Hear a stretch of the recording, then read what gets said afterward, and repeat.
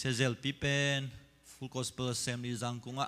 Mission Director Pahina Hampahiang Tunina Sezel Pina Lai Siang Thau Tentan Iteng Makaingamen Koi siapa khut bet na to mok pai tong le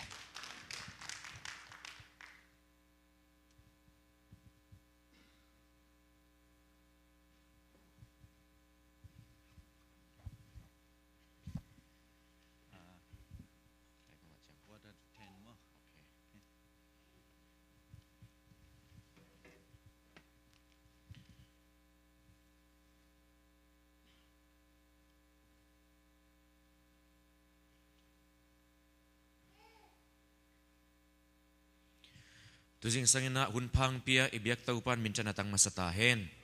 zan imun anuam hia ko bang tholo dek tak liangen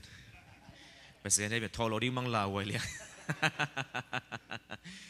imun nop na jong pasien thupai amen imut ki kal nang ona thupang pia hina khawe chiang isep thaman jong taupan pia na isep lawang piak ben atam zoran nahi to kai ve imut kom ki kala taupan ithupa ding na vai hom amina ithi lo kala taupan na vai hom imut thupa chi jong pasien thupai amen in Mordecai bang I muina nom samama azana ama thupasan nanga kumpi pa ben imut thailon to tang vai na ki hom chi bangina isep lai tak ba thupang pel imut tol ngak lai tak non tupan thupang pia hi ina pokate jingsang simena pasien happy na thakso azel chi izak ma bangina nai khat bang jeng hilama kilom bai chia nai khat bang pe imut nom ma lai tak ve somna ni abai khit nak lian le pasien happy na jong athak ong tung sogena pokate bang tamlon adim le lem om de ve hallelujah chi da ni na pasien happy na phathang in tu jing sang na iun nga suina pasien kamal tung to ni na thala khom leng uting Jeisui tu gen kamal khat bang hiam chi le ke ong mutena van tunga pa zong amu hi china anung zuite kyang na gen hi Filipina Jesu van tung acha amana topa nagen gen hi van tunga om kapa na chi chi pen ong lak ma ma din na pai main china ange chena Jesun bang na chi hiam chi le tu tan ve ki thon na piang ina bahang thailo mong hi hiang ke ong mutena van tunga om pa zong amu hi chin again bangina tunin nang ong mutena Jesu muta hen la pasien it na nanga taw hen amen tuni inun tang na sung panina epen pasiani tang mi mato ambassador pasiani ong sol pasien litung om na lohangena ama tangena nang le kei ku sele pi ang ko imanina tunina inun tang na mamaina amai hoina amai wanglet na amai it na le amai sian thona akilang sakdinga tunina ete leitunga om ihi nalam tunina pasien kamatung tonena kikom le utiang Hebrew alien khat aneu thumna sung sim masani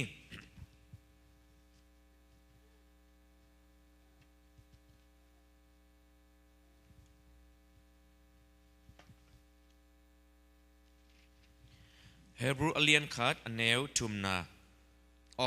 call pau to gen dia ma to call pau ma okay Myamalu chino Myamalu le po biro pyo to me hi be ora sa kanchi tit apai nge to thu ta ro di phya ra kin ni bong no yaung chi ne zati aphit tor yi pong tadan phit yin tago ro ne pyi song no mimi amain tor a phit khat thein no aya dot ko ma sa tor mu tho tu phit lyen nga dot apit mya ko ko ro dain a phit thot tin pe shin pi linမြင့်သောအရက်မှာတကိုးအာနုဘော်တော်၏လက်ရဘက်၌ထိုင်တော်မူ၏ထိုသားတော်သည်ဖျားသခင်၏ဘုန်းတော်ရောင်ချီနှင့်ဇာတိအဖြစ်တော်၏ပုံသဏ္ဍာန်ဖြစ်တယ်ယေရှုလောကမှာကြွလာတဲ့အကြောင်းရင်းကတခုကဘာလဲဆိုတော့ကျွန်တော်အပြစ်ကနေကယ်ဖို့လည်းဟုတ်တယ်ဒါပေမဲ့အဓိကတခုကဘာလဲပါတယ်လဲဆိုတော့ဖျားသခင်သည်နာဝိညာဉ်ဖြစ်သောကြောင့်တာမမျက်စိနဲ့ကျွန်ုပ်မမြင်နိုင်ဘူးထိလို့မရဘူးဒါပေမဲ့သူဖျားတကယ်ကဘလူမျိုးဖျားလဲဆိုတာကိုကျွန်တော်တို့ဒီရှင်းလင်းစွာနဲ့နားလည်နိုင်မှုမြင်တွေ့နိုင်မှုသဘောပေါက်နိုင်မှုရန်အတွက်ယေရှုကိုယ်တိုင်ကလောကမှာလာပြီးတော့မင်းသားတယောက်ကဲ့သို့တယောက်ဆောင်တာတော့မဟုတ်ဒါပေမဲ့သူကိုယ်တိုင်ကအဖခမီးတော်နဲ့တလုံးတဝတဲ့တထတ်သေးဖြစ်သောကြောင့်ခံစားချက်ချင်းအတူတူပဲရင်ကုန်တန်ချင်းအတူတူပဲဆိုတော့သူလှုပ်သမျှပြောသမျှ အသက်တာရဲ့လှုပ်ဆောင်ချက်အလုံးဟာအဖကမီးတော်နဲ့မတူတဲ့နေရာတကွမှမရှိတော့အောင်သူကလောကမှာအသက်ရှင်ခဲ့တယ်။ဒါကြောင့်ခရစ်တော်ကသူပြောနိုင်တာဖြစ်တယ်။ငါ့ကိုမြင်တော်သူကအဖကမီးတော်ကိုမြင်တာနဲ့အတူတူဖြစ်တယ်။ Now ယောဟန်2ထဲမှာတော့အသေးစိတ်တော့မဖတ်တော့ဘူး။ဒါပေမဲ့ခရစ်တော်ရဲ့ဆုတောင်းခြင်းအကြောင်းကျွန်တော်တွေ့ရတယ်။သူအလုတ်ကိစ္စအလုံးပြီးသွားပြီဆိုတော့ခရစ်တော်ကဘယ်လိုဆုတောင်းလဲဆိုတော့ကိုတော်သည်ကျွန်တော်ကိုစေလွတ်တကယ်တော့ကျွန်ုပ်သည်လဲနော်အခုကိုတော်ရဲ့တပည့်တော်တွေကိုဤလောကသို့စေလွတ်တယ်ယေရှုကိုဖျားခင်ဤလောကကိုစေလွတ်တဲ့အကြောင်းရင်းတစ်ခုကပါလဲဆိုတော့ခုနပြောတဲ့သူ့ရဲ့ဇာတိအဖြစ်တော်ရဲ့ပုံသဏ္ဍာန်တော်ကိုထင်ရှားစေဖို့ဖျားခင်ဘယ်လိုမျိုးလဲသူ့ရဲ့နှလုံးသားကဘယ်လိုမျိုးလဲသူ့ရဲ့အကြံစီကဘယ်လိုမျိုးလဲသူ့ရဲ့စိတ်တဘောထားကဘယ်လိုမျိုးလဲဆိုတာဒီထင်ရှားစေဖို့ရန်အတွက်ခရစ်တော်ကိုဤလောကသို့ဘုရားခင်ကစီလပြီးတော့ခိုင်းထားတယ်ထိုနေ့တူခရစ်တော်ကသူကောင်းကင်ဘုံတက်ကြွခါနေမှာသူမရှိတော့ပြီမဲ့မိတ်ဆွေနဲ့ကျွန်တော်ကိုဤလောကမှာသူ့နီးတူအဖကမီးတော်ရဲ့ဘုန်းတော်နဲ့ပုံသဏ္ဍာန်ကိုထင်ရှားစေဖို့ရန်အတွက်ကျွန်တော်တို့ကိုဘုရားခင်ကပြန်ပြီးတော့စီလွတ်ထားတယ်ဆိုတာလေးကိုမမေ့ဘူးအားပေးခြင်းနဲ့အာမင်ဆိုတော့ကျွန်တော်နဲ့တူလိုက်ဆိုပါအဖကမီးတော်သည်ယေရှုခရစ်တော်ကိုစေလွတ်တကယ်တော့ကျွန်ုပ်ကိုလည်းအေထိုစာမြို့၌ဘုရားခင်စေလွတ်ခြင်းဖြစ်တယ်အာမင်ဆိုတော့ကျွန်တော်တို့ဘလူနီးအားဖြင့်ဘယ်ကဏ္ဍဒီမှာသူဘုရားခင်ရဲ့ပုံသဏ္ဍာန်တော်နဲ့ဘုန်းတော်ကိုဘလူထင်ရှားစေမလဲဆိုတာကိုဒီနေ့ကျွန်တော်တို့အဓိကပြောတော်မှာဖြစ်တယ်ဆိုတော့ဒီနေ့ကတော့လူငယ်ချိန်မဟုတ်တော့လဲတိမောသေပထမဆုံးအခန်းကြီး၄အပိုင်းငယ်7ထဲမှာကျမ်းချက်လေးပဲမှတ်သွားပါအလို့ရပြီးသားဖြစ်ပါလိမ့်မယ်ပေါလုကသူ့ရဲ့ဝိညာဉ်ပိုင်းဆိုင်ရာမှာတားဖြစ်တဲ့တိမောသေကိုစကားပြောတယ်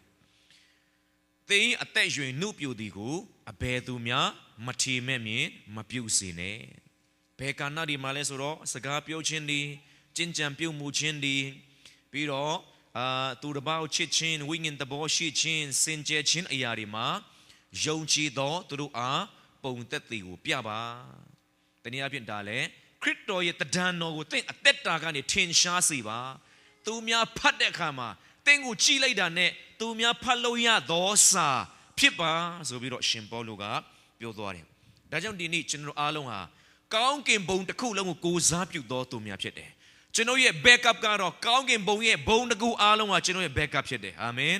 ဆိုတော့ဒါကြောင့်ဒီနေ့ကျွန်တော်လောကမှာအသက်ရှင်တာကအောင်မြင်သောသူတဲ့အောင်မြင်သောသူများဖြစ်တယ်ဆိုတာကတကယ်တမန်တရားရဲ့တေချာသောအရာဖြစ်တယ်ဒါကြောင့်ဒီနေ့ကျွန်တော်တို့ kingdom culture kingdom ဖျားခင်ရဲ့ကောင်းကင်ဘုံသူ့ရဲ့နိုင်ငံတော်ကိုရောင်ပြန်ဟပ်စေမဲ့သူများဖြစ်သောကြောင့်ဒီနေ့ကျွန်တော်တို့အဲ့ဒီနိုင်ငံတော်ရဲ့နံပါတ်1မှာဘာသာစကားကိုပြောဖို့လိုပါတယ်ဆိုတာလေးကျွန်တော်ပြောချင်တယ်လူမျိုးတိုင်းမှာသူ့ရဲ့ယဉ်ကျေးမှုဆိုတော့ဘာသာစကားထဲမှာလည်းယဉ်ကျေးမှုနဲ့အမြင်ဒလိထုံးတန်းစင်လာတော်တော်လေးအဲ့ဒီထဲမှာရောရှက်သွားတာဖြစ်တယ်နော်စကားပြောက်တဲ့ခါမှာလည်းလူမျိုးလည်းပျောက်ကွယ်သလိုယဉ်ကျေးမှုအလုံးလည်းပျောက်ကွယ်သွားမှာဖြစ်တယ်ဆိုတော့ထိုနည်းသူကျွန်တော်တို့ယုံကြည်သူတွေလည်းပဲလောကစကားတွေနဲ့ပဲဒါမှမဟုတ်ကောင်းကင်ဘုံရဲ့ယဉ်ကျေးမှုတွေနိုင်ငံတော်ရဲ့အနှစ်သာရတွေကျွန်တော်အသက်တာထဲမှာမကျင့်သုံးတော့ဘူးဆိုရင်ကျွန်တော်ကအယတာကင်းမဲ့တော့စားလိုပဲဖြစ်လိမ့်မယ်ဒါကြောင့်ဒီနေ့ကျွန်တော်အားလုံးဟာထိုကောင်းကင်ဘုံကိုစားပြုတ်တော်သူများဖြစ်သောကြောင့်ထိုကောင်းကင်နိုင်ငံတော်ရဲ့ယဉ်ကျေးမှုထိုကောင်းကင်ဘုံရဲ့ဘာသာစကားပြောမှုလိုတယ်ဒါဆိုရင်ကောင်းကင်ဘုံမှာဘယ်ဘာသာစကားများသုံးမလို့ထင်ပါတယ်လဲနော်ဇုံမီစကားလားဒါမှမဟုတ်ကချင်စကားများဖြစ်မလားအင်္ဂလိပ်စကားဖြစ်မလားနော်အနော်စရာကောင်းတာဒီကောင်းကင်နိုင်ငံတော်ရဲ့ဘာသာစကားနိုင်ငံတော်ရဲ့ဘာသာစကားကလောကမှာရှိသမျှဘာသာစကားအလုံးထဲမှာလည်းအသုံးပြုလို့ရတယ်ဇုံမီစကားပြောရင်းနဲ့လည်းနိုင်ငံတော်ရဲ့ဘာသာစကားပြောပြီးသားလည်းဖြစ်သွားနိုင်တယ်ဒါကြောင့်ကောင်းကင်ဘုံမှာနံပါတ်3နဲ့ language ဘာသာစကားပါလဲဆိုတော့အသွေးတော်ရဲ့ဘာသာစကားဖြစ်တယ်အာမင်အသွေးတော်ရဲ့ဘာသာစကားဖြစ်တယ်အသွေးတော်နဲ့ပတ်သက်ပြီးတော့ဘာသာစကား3မျိုးရှိတယ်ပထမအသွေးကပြောတဲ့ဘာသာစကား ဆိုအသွေးကစကားပြောတယ်ဆိုတာယုံလားကျွန်တော်အသင်းတော်မှာလေကရင်မတယောက်လားမသိဘူးစေးုံမှာခွဲစိတ်ကိုသားဖို့သွားတာအဲ့ဒါနဲ့ခွဲစိတ်ကိုသားဘူးရန်အတွက်သွေးသွင်းမှုလူတယ်သွေးသွင်းတဲ့ခါကျတော့သွေးလဲသွင်းပြီးရောခွဲစိတ်ကိုသားပြီးတဲ့ခါမှာစကားပြောတာတွေကအကြိုက်တွေကမတူတော့ဘူးဘာတွေတောင်းဆိုလာတယ်လဲဆိုတော့ပလာတာစားခြင်းနဲ့စမူစာစားခြင်းနဲ့ဖြစ်လာတယ်အရင်တော့ကတော့အကြိုက်သမီးဒါပေမဲ့အသွေးသွင်းပြီးတဲ့ခါမှာအသွေးလဲပြီးတဲ့ခါမှာလေကြိုက်တာကမတူတော့ဘူးဘာသာစကားမတူတော့ဘူးမဆလာတွေတားကြိုက်လာတယ်ဟာဘာများဖြစ်တယ်လဲဆိုတော့ပြန်စုံစမ်းကြည့်တဲ့ခါကျတော့သူ့ကိုသွေးလိုတဲ့သူကအိန္ဒိယတယောက်ဖြစ်နေနော်ကျွန်တော်ရဲ့အိန္ဒိယမျိုးသမီးပေါ့နော်ဆိုတော့အိန္ဒိယတွေကျတော့သူတို့ကတခါတည်းပဲဟင်းပလာတာအီချာကိုစမူစာဆိုတော့အဲ့လိုအဲ့ဒါတွေတားစားတဲ့ခါကျတော့သူတို့အသွေးသားထဲမှာကိုအဲ့ဒါဆွဲသွားတာနော်အရင်တော့ကလေးမျိုးမှလည်းတခါဖြစ်ဘူးတယ်အမျိုးသမီးတယောက်စေးုံတက်တယ်ခွဲစိတ်ကိုသားတယ်သွေးသွင်းရတယ်အဲ့ဒါပြီးတော့အရင်တော့ဆိုစီးရီတော့အနတ်မခံနိုင်တဲ့သူနော်အဲ့ဒီသွေးလဲပြီးတဲ့ခါမှာလေတစ်ချိန်လုံးစီးရီတောင်းတော့တာမနဲ့မိုးလင်းနာနဲ့စဉ်းစားမိတာစီးရီတောက်ဖို့ပဲဆိုသလိုမျိုးဖြစ်နေမတားနဲ့နော်မရအောင်ဆိုတာမျိုးဆိုတော့အဲ့ဒါတမင်းစားပြင်းလဲစီးရီတောင်းတယ်အဲ့ဒါနဲ့တင်းတို့ဆရာတွေကဒါကနတ်ဆိုးပဲဆိုပြီးတော့အတကုံမုံထုတ်တာကလေးမျိုးမှာတော့တိတဲ့တိုင်းမဲ့ချမ်းပြင်းမှာလှိမ့်တာနဲ့ပါချားတာနဲ့ကျန်းဆောင်နဲ့ရိုက်တာနဲ့ဆိုတော့ဝိညာဉ်အမျိုးသမီးဖွဲ့တွေကအရန်ကျန်းနေဆိုတော့ဝိညာဉ်တန်ချင်းလောက်တာအဲ့ဒါလည်းမပြတ်နိုင်ဘူးနော်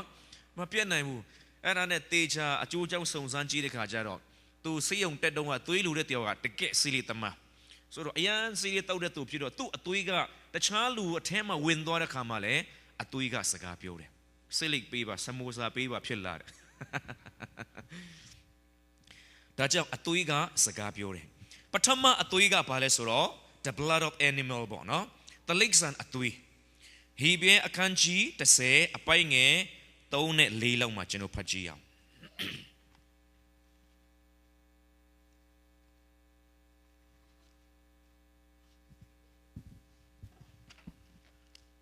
မဆွဲတော့ကိုယ့်အောင်ရေးလိုက်ပါနော်ကျွန်တော်ဒီပေါ်မရေးပေးတော့ကျန်းချက်တွေပဲပေးလိုက်ပါနော်ဟေဘဲအခန်းကြီး30အပိုင်ငယ်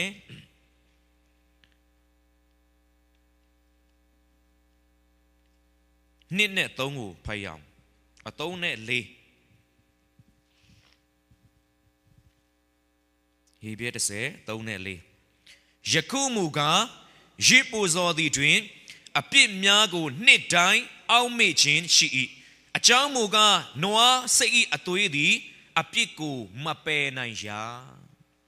တလိษံအသွေးကဘာစကားပြောလဲဆိုတော့အပြစ်ဒီမရှင်းနိုင်ဘူးနော်တင်းနာအပြစ်ရှိတယ်အမြဲတမ်းဘာကိုဖြစ်စေလဲအပြစ်ကိုနှစ်စဉ်နှစ်တိုင်းအောက်မေ့တယ်တင်းမှာအပြစ်ကမစေးကြောရသေးဘူးတင်းမတန့်ရှင်းဘူးတင်းနာမဆုံလင်ဘူးနောက်တက်တခါရစ်ပူဇော်ရအောင်မယ်အဲ့ဒါကတလိษံအသွေးကပြောတော့စကားဖြစ်တယ်ဒါကြောင့်ဓမ္မဟောင်းကလူတွေကသူ့နွားစိတ်တွေတက်ပြီးတော့အသွေးတွေပူဇော်ပြီးမဲ့လေအော်ဒဘာစိတ်ထဲမှာအမြဲတမ်းအောက်မေ့နေတာကဘာလဲဒီကျမ်းစာရအပြစ်ကိုနှစ်စဉ်နှစ်တိုင်းအောက်မေ့ခြင်းရှိတယ်အပိုင်ငယ်3ထဲမှာအဲ့လိုပြောတယ်ယခုမူကားရစ်ပူဇော်သည်တွင်အပြစ်များကိုနှစ်တိုင်းအောက်မေ့ခြင်းရှိ၏ဘာကြောင့်အဲ့လိုအောက်မေ့တယ်လဲဆိုရင်တဲ့နွားစိတ်အသွေးဒီအပြစ်ကိုမပယ်နိုင်ဘူးတလိษံအသွေးကတော့မတန်ရှင်းဘူးမဖြူစင်သေးဘူးတင်းအပြစ်ရှိသေးတယ်ဒါကအသွေးတော်ကပြောတော်စကားဒါကြောင့်တချို့ယုံကြည်သူတွေကဖျားသခင်ရှိမှလာတဲ့ချိန်တိုင်းမှာတလိษံအသွေးရဲ့ဘာသာစကားပြောတယ်ဆုတောင်းလိုက်တာနဲ့ဘယ်လိုစလဲအပြစ်သားကျွန်တော်မျိုးအပြစ်များပြားလာတော့အပြစ်သားကျွန်တော်မျိုးတို့ခွင့်လွှတ်တော်မူပါတိလို့ပြစ်မှားတဲ့အပြစ်ဖြစ်ပါစေမတိလို့မှားတဲ့အပြစ်ဖြစ်ပါစေခွင့်လွှတ်တော်မူပါဆိုတော့မှားသလားမမှားဘူးနော်ဒါလည်းကျွန်တော်စုံလင်ခြင်းမရှိပါဘူးဒါပေမဲ့ဓမ္မဟောင်းကာလရဲ့ပုံစံကအဲ့လိုဖြစ်တယ်ဖျားရှိမှလာတိုင်းမှာကျေးဇူးတင်ခြင်းနဲ့မလာရဘူးအဓိကဘာပဲအောက်မိလဲဆိုတော့စိတ်ထဲမှာအပြစ်ကိုနှစ်စဉ်နှစ်တိုင်းအောက်မေ့ခြင်းရှိတယ် ยาเข็นเบกาเล่พยาโก้กวยบุลาเดขามาฉันว่าเปียมีคนละดองมูบาลูเปียวได้ใช่ไหมว่าพยาเข็นนั่นแหละแต่เช่นสูบยาเดงารมไม่ลงไม่ยารอบูอาเมนพับชิลเอาเลยตัวนัวใส่อตุยกาอภิกูมาเปชินในบูดากะอตุยดอกะปาสกาเปียวเลยสุดงาอภิตาเพียเดงาหามาส่งเลียนโนตัวเพียเดงากะอภิชิโตตัวเพียเดดากะตะลิกสังอตุยกะเปียวดอปาตาสกาเพียเดนักดุริยะอตุยดอเยปาตาสกาตะคู่อปาเลยสุดลุยอตุยเนาะอาบิลายอตุย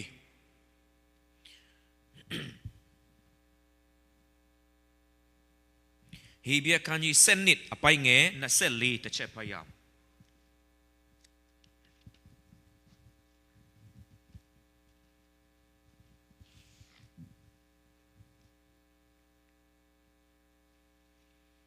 ฮีเบียเซนนิดอไปเงนัเซลีเทมา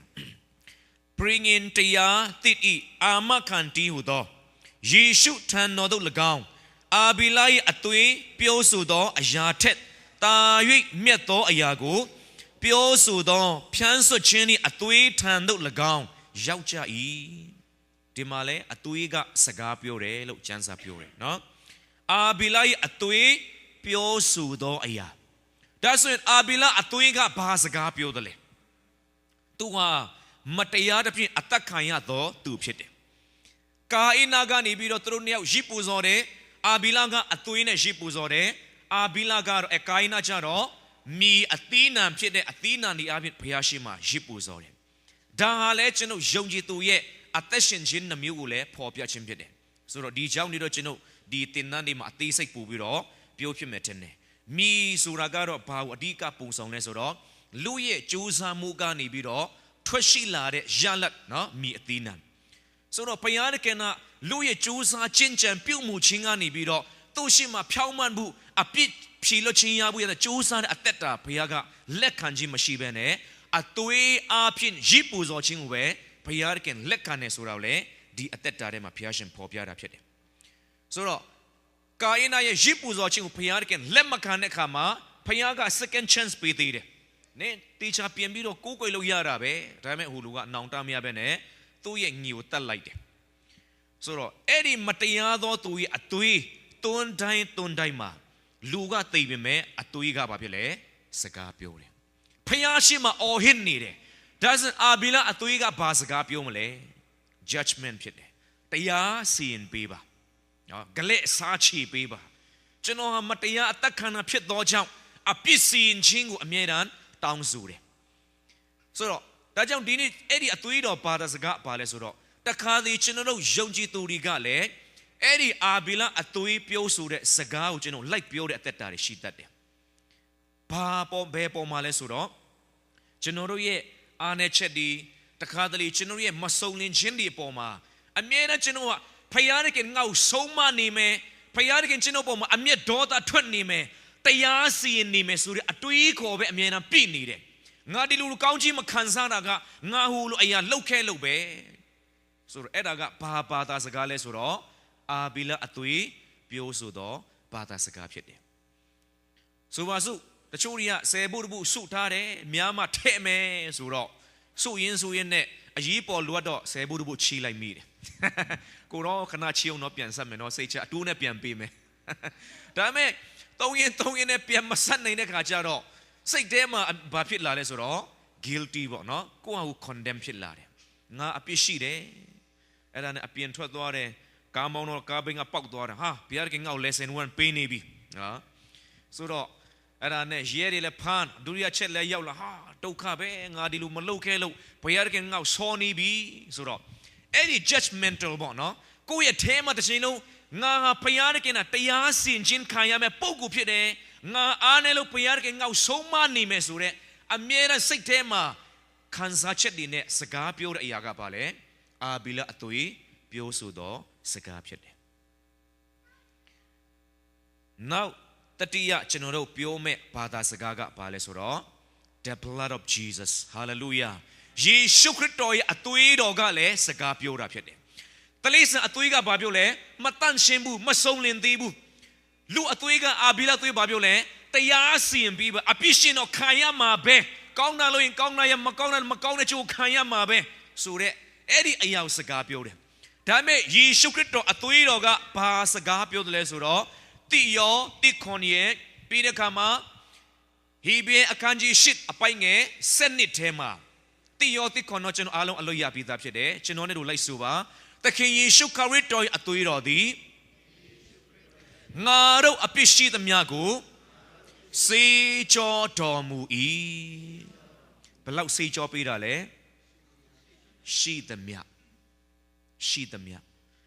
အတိတ်ကအပြစ်တွေလည်းပါတယ်ပြစ်စုပန်မှာလုပ်တဲ့ပြစ်တွေလည်းပါတယ်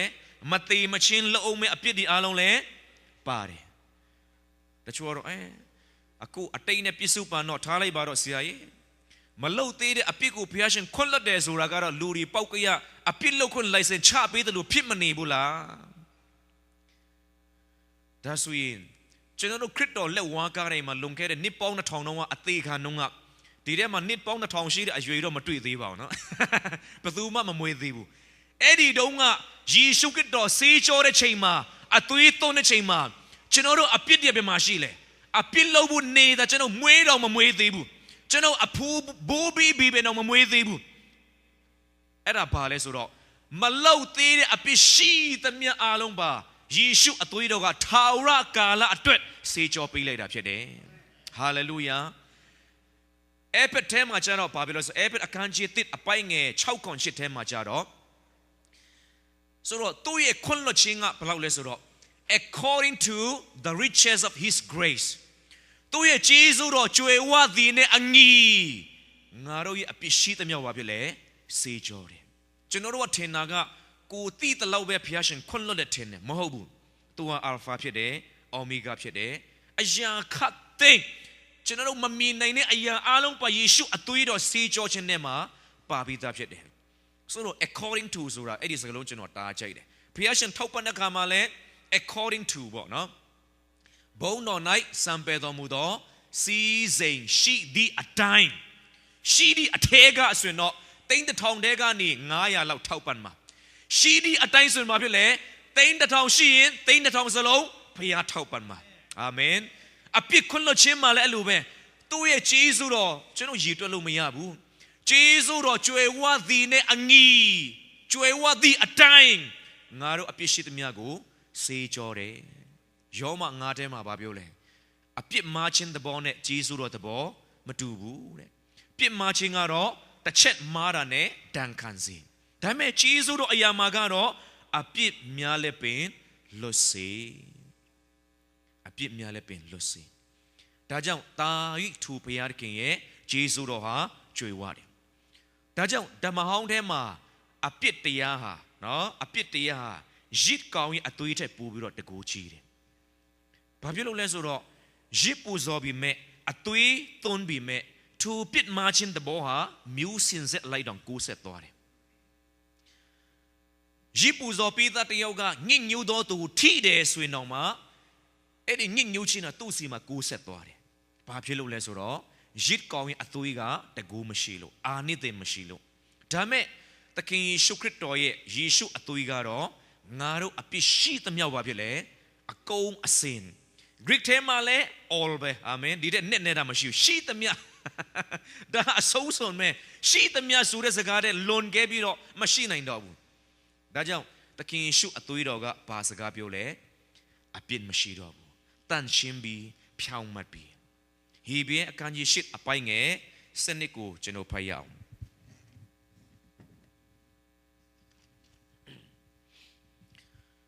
ဒီကျမ်းစာ bring in တရားအဟောင်းနဲ့အတိတ်ကိုလုံးဝခြားနားစေတဲ့ကျမ်းချက်ဆိုရင်မှားမှာမဟုတ်ဘူးဟေဘရဲ8အပိုင်းငယ်7တချို့တွေလည်းကျမ်းစာမပါဘူးဆိုတော့ကျွန်တော်တို့လိုက်ဆိုရအောင်ထိုအခါငါသည်သူတို့အပြစ်များကိုသီးခံမည်သူတို့ပြစ်မှားခြင်းလွန်ကျူးခြင်းများကိုမအောက်မေ့ဘဲနေမည်ဟုထာဝရဘုရားမိန့်တော်မူ၏ထိုအခါဆိုတာဘယ်ချိန်လဲဆိုတော့ bring in တရားအတိတ်ကာလရောက်တဲ့အခါမှာယေရှုခရစ်တော်ရဲ့အသွေးတော်သွန်လောင်းပြီးတော့ to bring in တရားအတိတ်ရောက်တဲ့အခါမှာဆိုတော့ဒီမှာတော့ तू က เอ็ดดี้ปริงเงินเตียอาหองเทกะเจเรมีเทกะพยาเคนจูเปียวท่าเดสกาวเปลี่ยนบีดอกูกาท่าดาพิดเดดีเชมาร์ตเกตเกตปริงเงินเตียเราเจ้าปีตาแต่เมื่อตัวเปียวรักบาเลสุดอปริงเงินเตียอติดกาลาเทมาจารอยิสุอตุยโรต้นลงปีเดขามารอเนี่ยพยาเคนเบกานีฉันรู้กูบลูมีนเดเลยอภินเนปัตตบีโรบลูมีนเดเลยฉันรู้พยาตาพิปีเดขามาเลยมาเร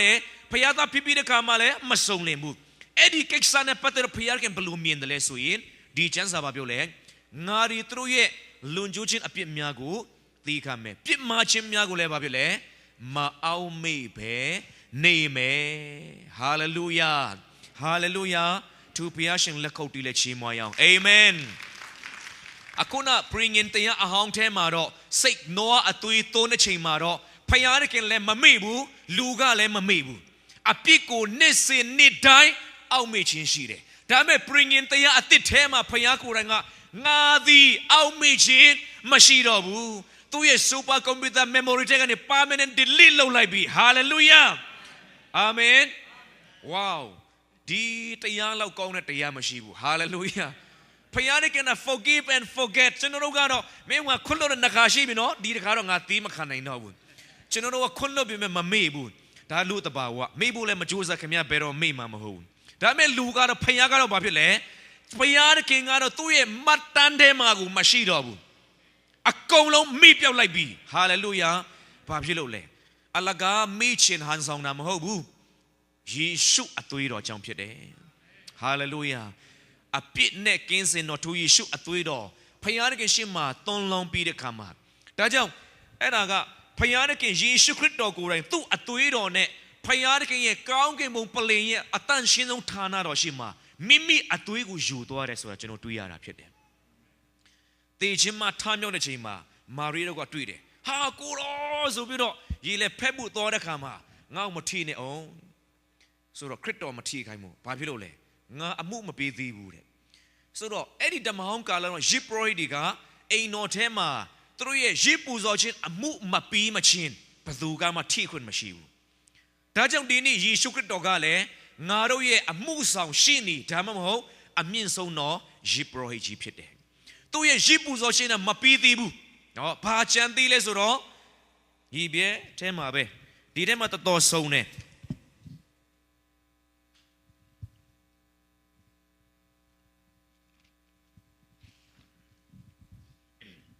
ဟေဘဲခန်းကြီးကိုအပိုင်ငယ်7ကနေဖတ်ရအောင်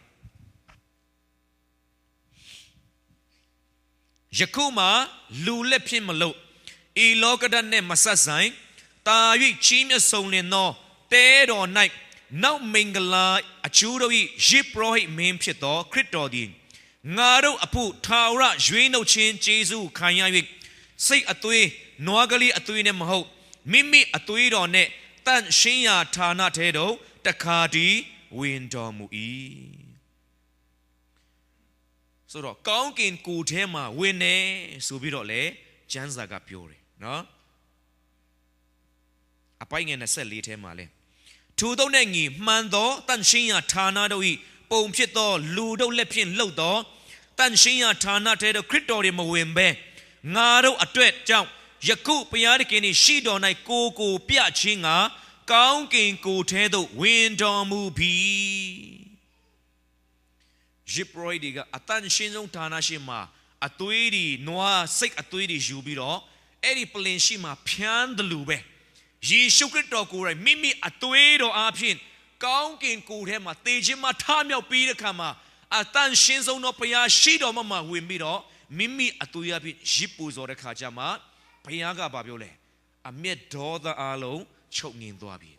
ဒီအပြစ်ရှိသမျှအားလုံးစေကြောခြင်းခံရပြီကျွန်တော်တခြင်းထဲမှာဆိုတယ်ကပလာလူနေတော်လဲလေဖြူစင်စေမဲမိုးပွင့်မမာယေရှုခရစ်တော်ပြေလွန်နေပြီဆိုတော့ကပလာလူနေတော်လဲမူးပွင့်ကဲ့သို့ဘာဖြစ်လဲဖြူစင်စေပြီဘုရားသခင်ကတိတ်ကိုကြည့်တဲ့အခါမှာယနေ့အပြစ်ခွင့်လွှတ်ခြင်းခံရတော့အပြစ်သားအနေနဲ့မြင်တာမဟုတ်ဘူးအပြစ်ခွင့်လွှတ်တယ်ဆိုတာယူယူလေးဒါမဲ့အဲ့ဒီတဲ့ပိုစင်မြင်တယ်အာမင်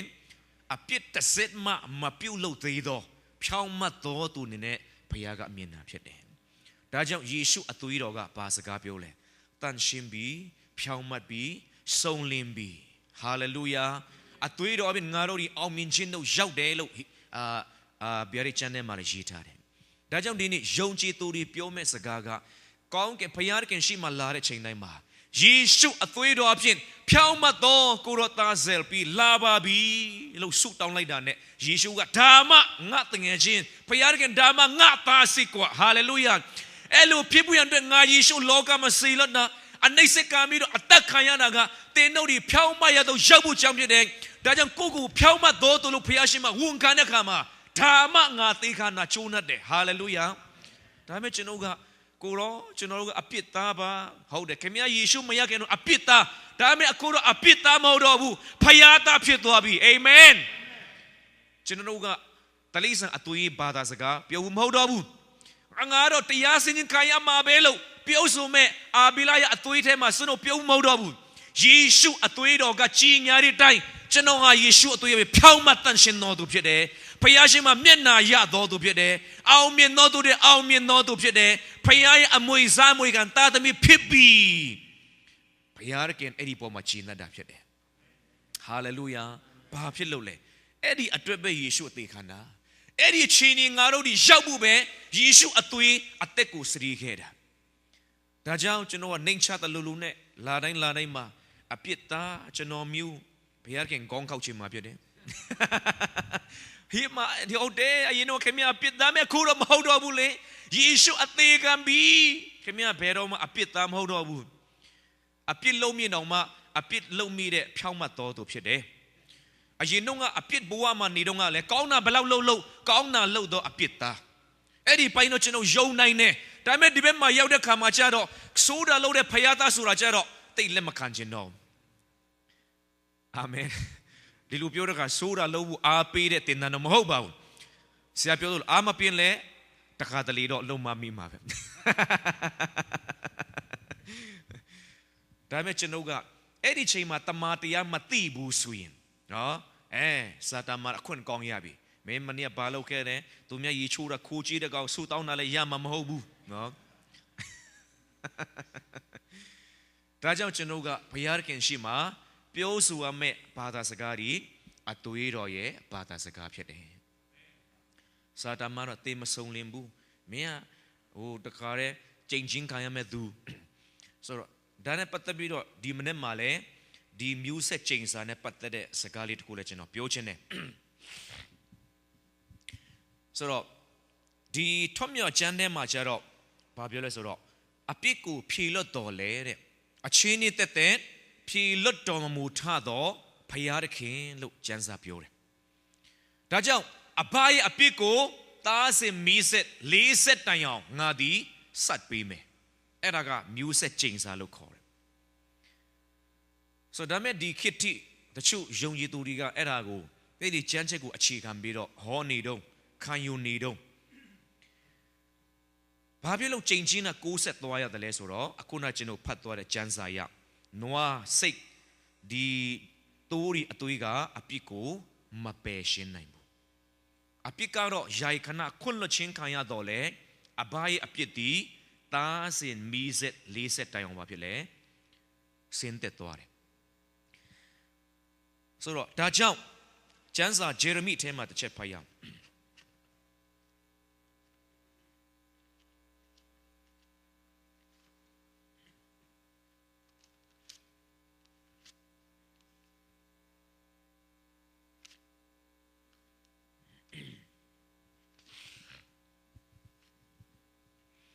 ဂျေရမိအနာဂတိကျမ်းအခန်းကြီး31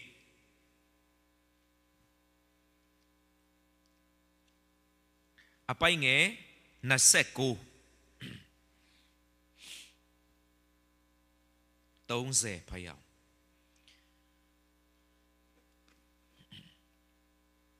ထိုကာလ၌အဘသည်ချင်းသောစပစ်သေးကိုစားသောကြောင့်သားသည်တောချင်းချင်းကိုခံရ၏ဟုမဆိုရကြနော်သူတို့ရဲ့စကားပုံရှိခဲ့တယ်အဲ့ဒါပါလဲဆိုတော့အဖေကစပစ်သေးချင်းစားရင်တဲ့သားသမီးတွေတောချင်းတယ် စားတာကဘယ်သူလဲအဖေကစားတာသွားချိန်တာကသားသမီးတွေဆိုတော့အဲ့ဒါပါလဲဆိုတော့ခုနပြောတဲ့မျိုးဆက်ချိန်စာဖြစ်တယ်အဘရဲ့အပြစ်ကိုတဲ့သားစဉ်မီးဆက်သားသမီးတွေပါအဆက်ခံနေရတယ်40ထိဆိုတော့အဘကစပစ်သေးချင်စားလို့သားသမီးတွေသွားချိန်နေဆိုတဲ့စကားထိုကာလခါမှာဖြစ်လေမပြောရတော့ဘူးဟာလေလုယာထိုကာလခါဆိုတာဘယ်ချိန်လဲ bring in တရားအတစ်ယေရှုခရစ်တော်အသွေးတော်သွန်းလောင်းတဲ့အချိန်ကာလထိုအသွေးတော်၌တည်သော bring in တရားအတစ်ရောက်လာတဲ့ချိန်မှာတော့အဘကအပြစ်စပစ်သီးစားလို့သားသမီးတွေသွားချိန်နေဆိုတဲ့ပုံပြင်အဲ့ဒီစကားပုံဟာလုံးဝမပြောရတော့ဘူးအပိုင်ငယ်30မှာလူတိုင်းမိမိအပြစ်ကြောင့်မိမိတည်ရမယ်မယုံရင်တော့မယုံတဲ့သူငရဲမှာပဲရောက်သွားရမယ်ဆိုတော့အဲ့ဒီစပစ်သေးချင်စားလို့သားသမီးတွေသွားချိန်နေဆိုတဲ့စကားဟာမရှိရတော့ဘူး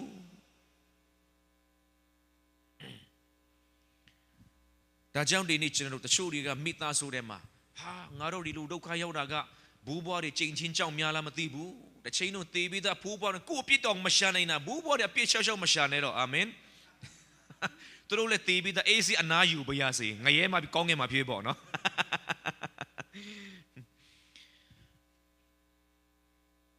Now, Johan Tema.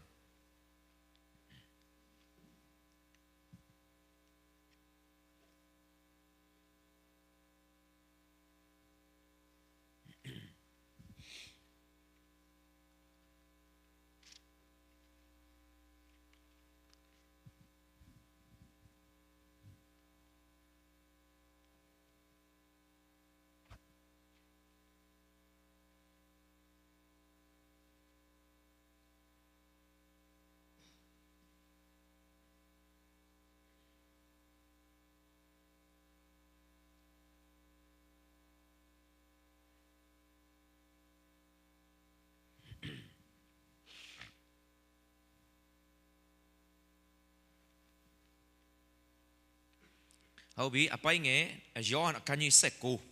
apay nghe nasashit tema Digini to music chingsa degani kritoga pelu getting kedale sura chawne dimale chano ta chelli tu yame Johan sekko apay nghe nasashit nasekko tongze phayam Thu nau ma chanza pi song si chinga amu shi tamya kong sin pi di ko tiတော်မူလျင်yi ngat di hu miantတော်မူ၏ထိုအရက်၌ပုံးရည်နှင့်ပြည့်သောအိုးတစ်လုံးရှိသည်ဖြစ်၍ထိုသူတို့သည်ရီမူတတွေးကိုပုံးရည်နှင့်ပြည့်စေပြီးလျင်ဟိုတုပ်ပင်အကိုင်းဖျား၌တိုက်၍ခတွင်တော်တို့ကတ်ထားကြ၏ယေရှုသည်ပုံးရည်ကိုခံပြီးမှအမှုပြီးပြီဟုမိန့်တော်မူလျက်ခေါင်းတော်ကိုငိုက်ဆိုင်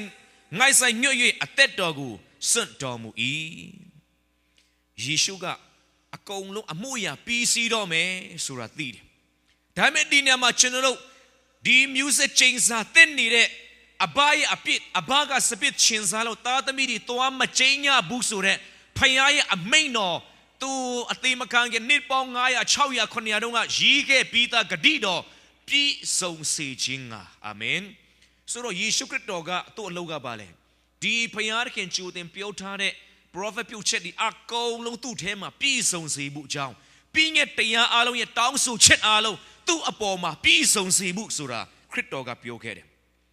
ဒါကြောင့်ဒီနေ့မှာနောက်ဆုံးတစ်ခုအတွက်သူကဘာလုပ်ခဲ့လဲဆိုတော့ထို့နောက်မှာကျမ်းစာပြည့်စုံစေခြင်းကကိုနဂျေရမိထဲမှာဖခင်ပြောထားတဲ့စကားအဘကစပစ်ချင်းစားလို့သားသမီးတွေသွားမချင်းညဘူးဆိုတော့ပြောထားပြီးသားဖြစ်လို့အဲ့ဒါပြည့်စုံစေခြင်းကရင်ငတ်သည်ဟုဘာဖြစ်လဲမိန့်တော်မူ၏ဆိုတော့ထိုရဲ့နဲ့ပုံးရင်နဲ့ပြည့်သောအိုးတစ်လုံးရှိတယ်ပြည့်၍ထိုတို့သည်ရီမွတ်တွေးကိုပုံးရင်နဲ့ပြည့်စီပြီးလျင်ဟိုတုပ်ပင်အကိုင်းဖျား၌တိုက်၍ခတွင်တော်တို့ကတ်ထားကြ၏ယေရှုသည်ပုံးရင်ကိုခံပြီးမှသူရဲ့ဒီKing James ထဲမှာကျတော့ sour wine အဲ့လိုသုံးထားတယ်နော်စပစ်ချင်းအတူတူပါပဲမြန်မာလိုတော့တိတ်ကျွန်တော်ကတိတ်အတိတ်ပဲမရှိဘူးဒါပေမဲ့တကယ်အတိတ်ပဲကစပစ်ချင်းအကြီးပေါ့နော်ဆိုတော့အဲ့ဒါကိုရီထဲမှာနှစ်ပြီးသူဖောလိုမျိုးရီမျိုးနဲ့နှစ်ပြီးတော့သူ့ပါဆက်မှာပါဖြစ်လေသူကပြီးတော့တဲ့လိုက်တယ်အဲ့ဒါနဲ့သူကဒီစပစ်ချင်းကိုပါဖြစ်လေသူ့ရဲ့ပါဆက်ထဲမှာခံယူပြီးတော့အဲ့ဒါတောက်ပြီးတဲ့ခါကျမှသူကပါချင်းငယ်လဲဆိုတော့အမှုပြီးပြီဒီကနေ့အရင်တုန်းကအ abaga sapit chinsalo tatamiri toa chaine sore ayago le wakarim asong talaira phit de hallelujah da jaung atui do ga ba saga pyo le music chinsaga ni lot chin yabi lo Yesu atui ga pyo da phit de amen da jaung di ni Pietana chonai keke muri chonai daga ngaro bubiri apichau ngaro music chinsa khaniya de da prophet la gong la me do mita sa changing shi de abubiri changing shi de la pyo gong pyong me oh che pyu khona gang gu nya ni khona nai ma lu khona yaw ne khona minute twin ma apyat sa ya me sura myo de le ma lu do bu amen Yesu ga amu pi bi lo chi nya khe bi hallelujah amen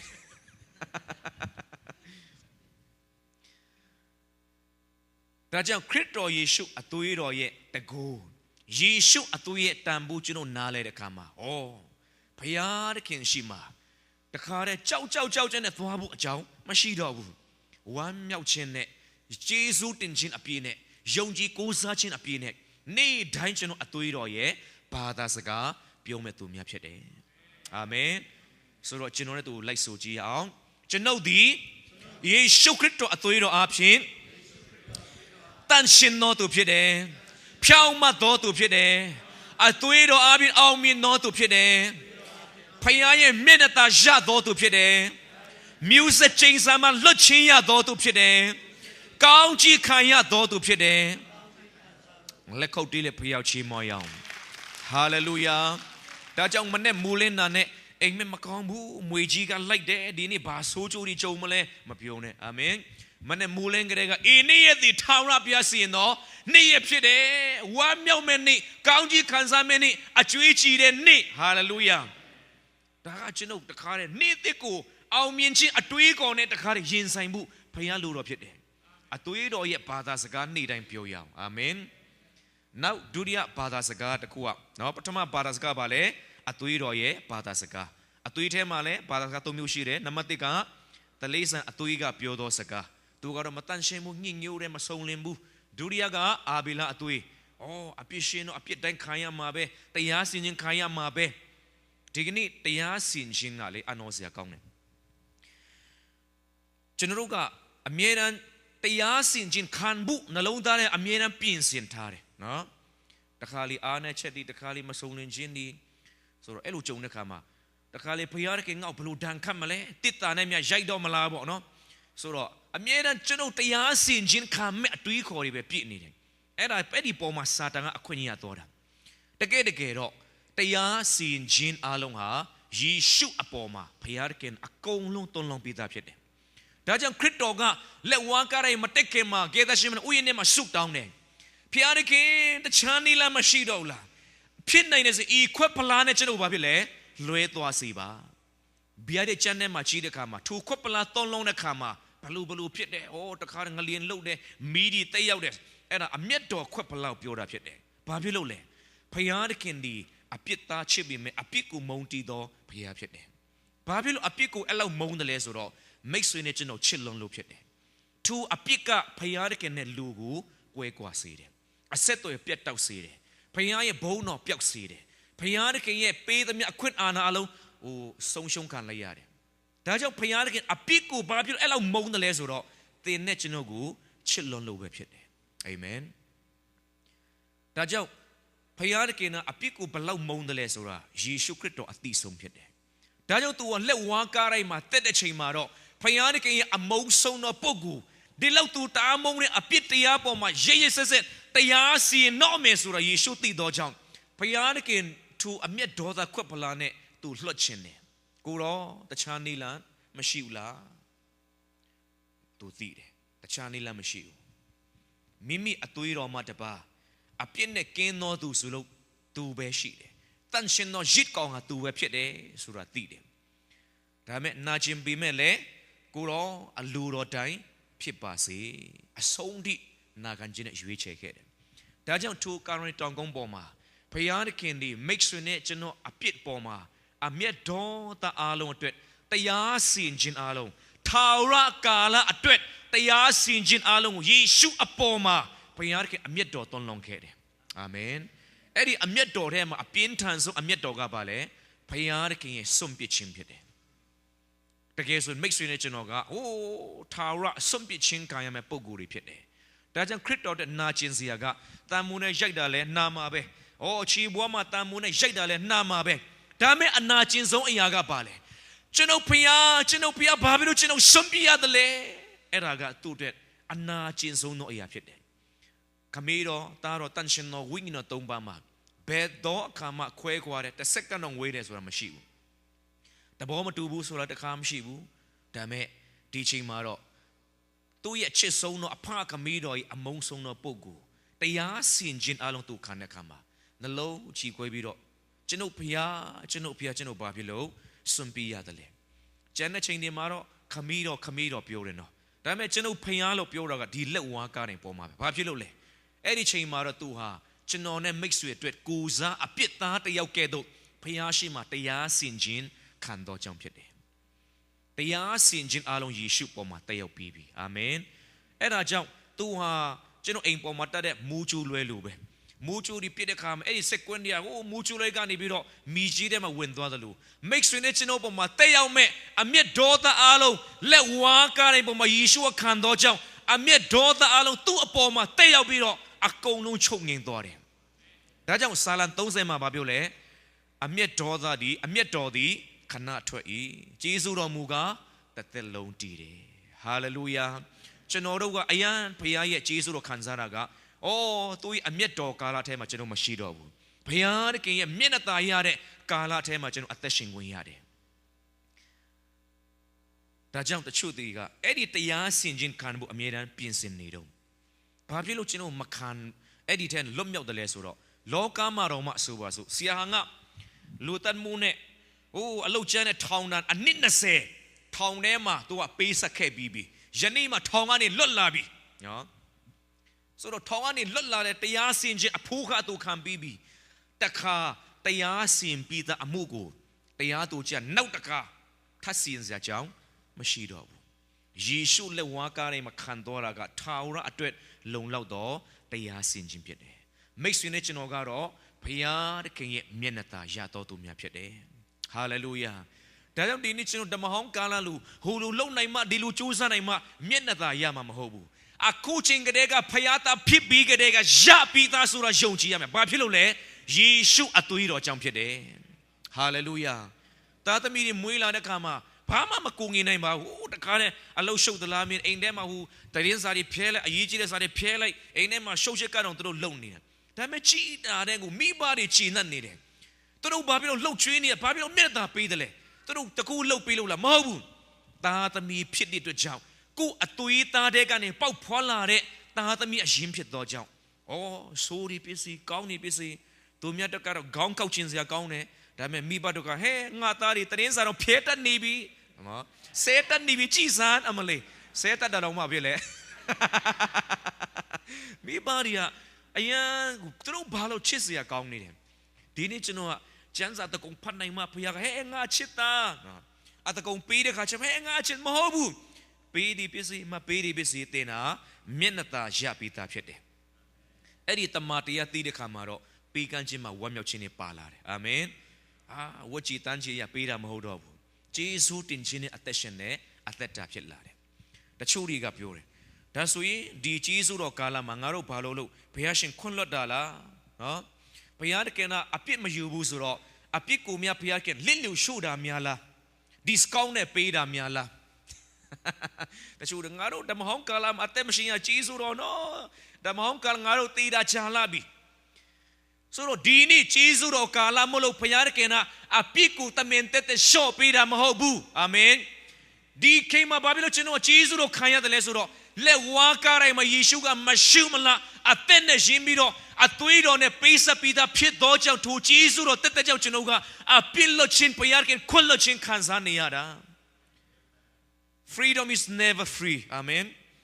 ก็อัลลอฮ์การโรชิโนยาดาโมบูแต่เกะเอลูพิดลาบุยันเปยิชูกามิมีอัตเตตุยชูเนสับปีเคเดจีสูรอเตนนาเลเดคามา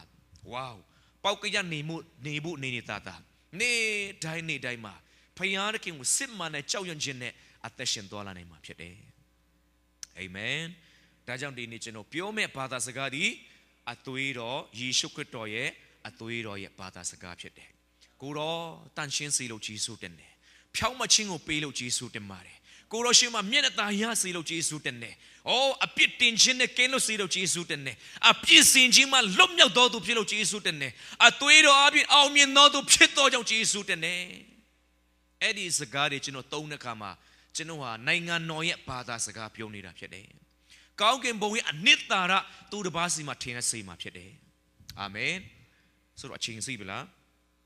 စီပါပြီနော်โอเคဒါဆိုတော့စိတ်မပြောတော့ဒီတော့ဘာသာစကား၄-၅ခုတည်းတစ်မျိုးပဲပြီးသွားတယ်ဆိုတော့နော်ဒါပေမဲ့ဒီအဲ့လေအားလုံးနဲ့ကောင်းချီးဖြစ်မလို့ကျွန်တော်ယုံကြည်တယ်အားလုံးကနလောက်မှတ်တရပြီးတော့ဒီကြားတဲ့တရားစကားပေါ်မှာမိမိအသက်တာတော့ဂျေဇုတော်ချီးမွမ်းရအောင်ယေရှုပေါ်မှာဂျေဇုတင်စကားပြောရအောင်မိမိကိုယ်တိုင်လည်းပဲဖခင်ရဲ့ရှိမှဖခင်ရဲ့မြင်သည့်အတိုင်းမြင်ပြီးတော့အသွေးတော်ပြောတဲ့စကားအတိုင်းငါတန်ရှင်တော်သူဖြစ်လို့ဂျေဇုတင်တယ်ဖြောင်းမတော်သူဖြစ်လို့ဂျေဇုတင်တယ်အာမင်အားလုံးလက်မြောက်ပြီးတော့ဂျေဇုတော်ချီးမွမ်းရအောင်ဟာလေလုယာဟာလာမာလန်ဒခါရဆာတာလာပါလာပါရာရန်ဘာလာကပန်စန်တာလာဟာလာမာနီရာကပါရိကိပီစီတီကိပီဟီနာမာနေနေရန်ဒခါပါရန်စန်တာလာပါရိပေဒီပေဒီIshatala kapa reidi kipi randa kapa santala mane mene mene ni Hallelujah hallelujah koro Jesu tenne koro Jesu tenne koro atoi ro bin koro shima phyaung ma tan shin no tu pisi lo Jesu tenne song lin no tu pisi lo koro Jesu tenne apit mya do le tu apit shi thamya ni koro luk kin si lo Jesu ro chi mwan ne apit sin ching ani koro lup myauk si lo jong Jesu ro chi mwan ne Hallelujah hallelujah ဘုံကြီးချင်းအလုံးစုံကိုတော့ပြန်လဲပေးရတယ်ဒီနေ့မျိုးဆက်ချင်းစားကနေလွတ်ချင်းကိုယေရှုနာမနဲ့ကြီးညာပါတယ် Hallelujah တချို့တော့ဒီထဲမှာမိမိစိတ်ထဲမှာမလုံမလဲဖြစ်နေတဲ့သူတွေအတွက်ကျွန်တော်ဝန်ခံမှုပေးခြင်းနဲ့တင်းရဲ့အဖေကစပစ်ချင်းစားတော့တာသမီတွေတွားချင်းနေဆိုတဲ့အရာကယေရှုလက်ဝါးကားနေမှာပြီးသွားပြီ Hallelujah ဘူဘွားတွေအပြစ်တွေလောက်ကောင်းလောက်မှာပါmusic change စာတွေကဓမ္မဟောင်းကာလစီစဉ်တတ်ပါတယ်ဒါပေမဲ့ယေရှုကရစ်တော်ကသူ music change စာလက်ဝါးကားတိုင်းမှာအဆုံးသတ်သွားတာဖြစ်တယ်သင်ယုံကြည်ခြင်းနဲ့လက်ခံမှုပဲလိုတာဖြစ်တယ်အာမင်တခါတလေကျွန်တော်ကလွတ်မြောက်ပြီးသားဖြစ်မဲ့သူတမန်တရားမသိတော့ကြောင့်စာတမန်ကလာလိမ်ညာနေတာတကယ်တော့သင်ကလွတ်ပြီးသားဖြစ်တယ်ယုံကြည်ခြင်းနဲ့လက်ခံတဲ့နေ့မှာသင်ကလွတ်ပြီးသားဖြစ်တယ်အာမင်ကျွန်တော်တို့လိုက်ဆိုရအောင်ကျွန်ုပ်ဒီယေရှုခရစ်တော်အသွေးတော်အပြင်ခတ်သိမ်းသောကျင့်ခြင်းထဲမှာလွတ်ချင်းရသောသူဖြစ်တယ်ကျွန်တော်နဲ့ကျွန်တော်မိသားစုသည်ထိုယေရှုအသွေးတော်အပြင်ကျင့်ခြင်းမှာလွတ်မြောက်သောသူဖြစ်တယ်မျိုးဆက်ကျင့်စာသည်ကျွန်တော်နဲ့မသက်ဆိုင်တော့ပါယေရှုနာမ၌ဖြတ်သိမ်းကြောင်းကြီးညာပါတယ်ယေရှုအသွေးတော်အပြင်မိသားစုအလုံးတို့သည်တာသမီအားလုံးတို့သည်ကောင်းချီးခံရမဲ့သူများဖြစ်တယ်ယေရှုနာမနဲ့ကြီးညာပါတယ်လက်ခုပ်တီးလက်ဘုရားချီးမွမ်းရအောင်အာမင်အာမင်โอเคအားလုံးယေရှုတင်ပါတယ်ဘုရားရှင်ကောင်းချီးပေးပါစေပြန်ထိုင်ရအောင်